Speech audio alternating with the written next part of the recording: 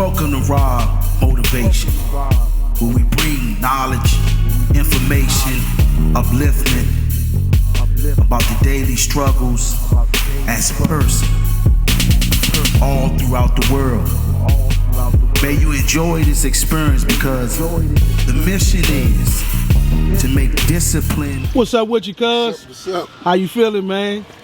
Live, man. Ladies and gentlemen, we got no other than Mike Lover Yeah, in the flesh. in the building, man. Listen, as I was talking to the cuzzos about their different trades and skill set, right? You, at a young age, I mean, I'm talking in our 20s, was certified electrician back in, I say 2000. When did you get your first became a certified electrician? I got in the trade soon. I got out of school, but in 05 I became a journeyman. Okay. 25. And how was that, man, still going for you, man? I mean, having that to fall back on always kept me. I say you gotta have revenue streams. So Right. now it's I'm at the mastery level. As long as I had kids, I've always had a trade. Always been working with my hands. Always had a way to provide and do things. Right. Hey, rap. Opportunities. We gonna go back. We can go to the rap, man. You also was Tyler. Me and you, a lot of people don't know, did our first studio session together. 12, 13. Yes, it did. Yeah. And that was out. And the people don't understand. That was a big deal to be on the CD, right? We were so psyched, man, to be on that CD, man. Yeah, Punks and Guns. Yeah, back then, yeah, like we had the influences of, your father, our uncle. Yeah, he told me back then about puns and how powerful my voice was. You know what I'm saying? Even at 14, 15, he already put that in me on how influential we could be in this game. And I let that not go to my head. I ain't capitalize on it.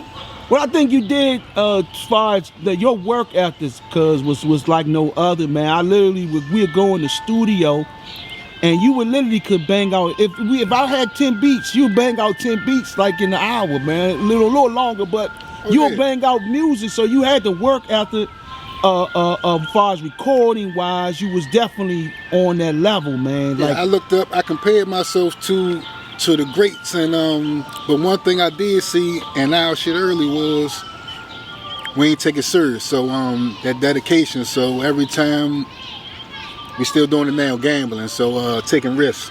Right. So every time I took a risk and I put all that music out, I see where it came back at me.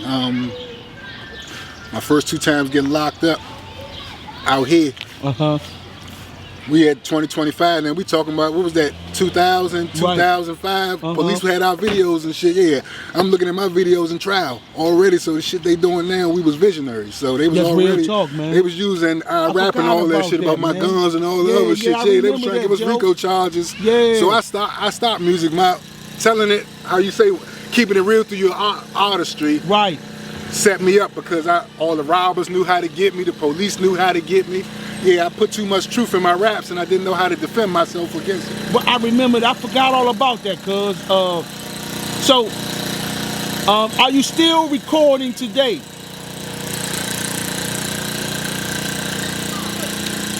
Yeah, I got some stuff in the cut, but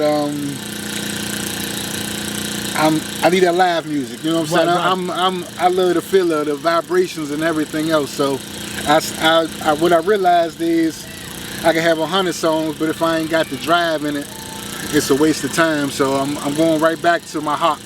Right. But I'm still making music, of course. That's my biggest passion. I never stop that. One other thing, man, I wanted to highlight this, man. I've been bragging to people for about at least 3-4 years. When you transform them buses into studios and your daughter, you made a whole salon for your daughter, man. And I literally walked by, coming from down at the Lines of Concerned Men, and I see my little cousin in there making money, just off the fact that you put that together for your daughter, man, and capitalized on that, man. So explain what made you come up with that idea to do something like that. I've been investing in the hood our whole lives, man. I got a salon on the block, a studio on the block. Yeah, I got. If Savage wouldn't have caught this little shit, I was expecting him and Cam to already be way further than they was. You know what I'm saying? So it's always a way to, I say, entrepreneurship. So I say, my daughter never graduated from school, but in all her talents, I saw she was busting down 50-50 with people who own leasing. Right. Yeah, she ain't doing it out her house, so she making $500, she gotta get somebody $250. Right. So all I did was give her a business now. So all we gotta do is pay car insurance, and we got property. You know what I'm saying? Real estate, mobile real estate. I'm always watching and learning from something. It was impressive to see her sitting there actually just making money. And for a father, now that's what people I was telling. I did a little presentation today, Mike, down the lines concerned men. Yeah. And I was talking about generational wealth. That's generational wealth. They say, my fault to cut you off, but they say bad parents raise their grandkids. And I don't do nothing for my grandkids. I show my daughter I show my daughter you don't need nobody for nothing. That's right. I ain't had that lineage of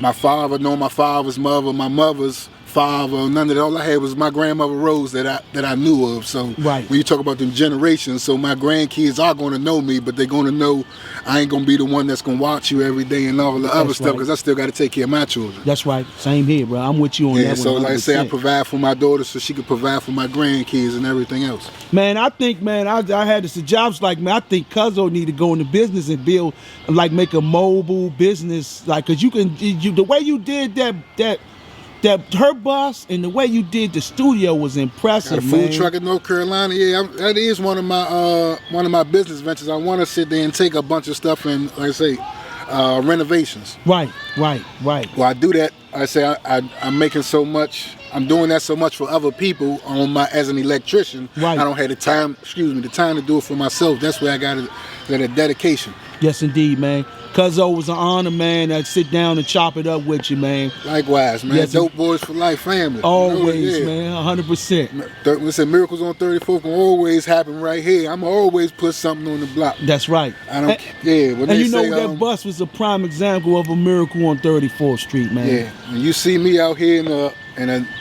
2000 Dodge truck, just know I got probably $150,000 worth of real estate on the block that's making money. That's right. Yeah, I'm always invest. That's right. Learn from the best. Man, I appreciate you, cuz, for stopping through again, man. Yeah, man. All right, peace and bless. That's what's up.